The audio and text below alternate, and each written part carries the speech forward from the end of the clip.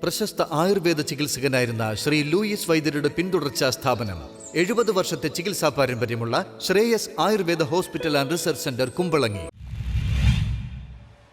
പാമ്പുകടിയേറ്റ് കാലടിയിൽ അംഗപരിമിതിയുള്ള ആൾ മരിച്ചു. മരൊട്ടിച്ചോട് ലക്ഷംവീട് ഉന്നതിയിൽ ഷിനോയാണ് മരിച്ചത്. 43 വയസ്സായിരുന്നു. കഴിഞ്ഞ ദിവസം രാത്രി വീടിന് സമീപത്തെ കരിങ്കൽക്കട്ടിന് മുകളിൽ ഇരിക്കുമ്പോഴാണ് പാമ്പ് കടിയേറ്റത്. ഉടൻ അങ്കമാലിയിലെ സ്വകാര്യ ആശുപത്രിയിൽ എത്തിച്ചെങ്കിലും ജീവൻ രക്ഷിക്കാനായില്ല. ഭാര്യയും ഒരു മകനും അടങ്ങുന്നതാണ് ഷിനോയുടെ കുടുംബം. ഒരു വർഷം മുമ്പുണ്ടായ അപകടത്തെ തുടർന്ന് ഷിനോയുടെ ഇടതുകാൽ മുട്ടിന് താഴെ മുറിച്ചു മാറ്റിയിരുന്നു. ലക്ഷംവീട് ഉന്നതിയിലെ കൽക്കെട്ടുകൾ സിമന്റ് ഉപയോഗിച്ച് തേക്കാത്തതാണ്. അതിലെ വിടവുകളിൽ ഉണ്ടായിരുന്ന പാമ്പാണ് ഷിനോയെ കടിച്ചത്. നേരത്തെയും ഇവിടെ പാമ്പുകളെ നാട്ടുകാർ കണ്ടിട്ടുണ്ട്. സർക്കാർ ഷിനോയ്ക്ക് അടിയന്തരമായി സാമ്പത്തിക സഹായം നൽകണമെന്ന് ബ്ലോക്ക് പഞ്ചായത്ത് അംഗം സിജോ ചോവരാൻ ആവശ്യപ്പെട്ടു. 34 കുടുംബങ്ങളാണ് ലക്ഷംവീട് ഉന്നതിയിൽ താമസിക്കുന്നത്. ഈ കൽക്കെട്ടുകൾക്ക് സമീപമാണ് കുട്ടികൾ ഉൾപ്പെടെ യാത്ര ചെയ്യുന്നത്. കരിങ്കൽക്കെട്ടുകൾ സിമന്റ് ഉപയോഗിച്ച് തേച്ച് വിടവുകൾ അടക്കണമെന്നും നാട്ടുകാർ ആവശ്യപ്പെട്ടു.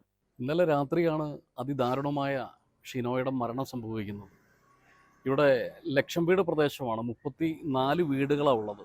ഈ വീടുകളിലേക്കുള്ള ഒരു ഏക റോഡ് മാർഗം 2 സൈഡിലും DR കെട്ടിയിട്ടുണ്ട്. കരിങ്കലിന് DR കെട്ടിയിട്ടുണ്ട്. 25 വർഷത്തോളമായി.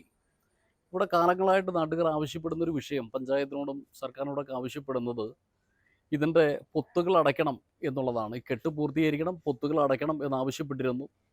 പക്ഷേ ഇതൊരു സാധാരണ പ്രതിഭാസം പോലെ ആളുകൾ ഇവിടുത്തെ 34 വീട്ടിലെയും ചെറുപ്പക്കാരായാലും കുട്ടികളായാലും പ്രായാധിക്യമുള്ളവരായാലും ഈ ഒരടി ഹൈറ്റുള്ള ഈ കെട്ടുകളിൽ ഇരിക്കുക ശീലമാണ്. ഇന്നലെ രാത്രി ഷിനോയ് ഇരിക്കുമ്പോൾ, ഷിനോയ്ക്ക് ആണെങ്കിൽ ഒരു വർഷം മുമ്പ് ആക്സിഡൻറ്റ് പറ്റി ഒരു കാല് മുട്ടുകാലിന് താഴെ മുറിച്ചു മാറ്റി വെപ്പുകാലാണ്. അങ്ങനെ ഇരിക്കുമ്പോഴാണ് മറ്റൊരു കാലിൽ എന്തോ കടിച്ചതായിട്ട് തോന്നുന്നു. News bureau, Kalady.